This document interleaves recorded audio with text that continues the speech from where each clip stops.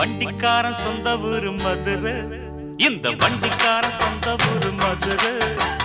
சண்டித்தனம் செய்யலாம குதிரை.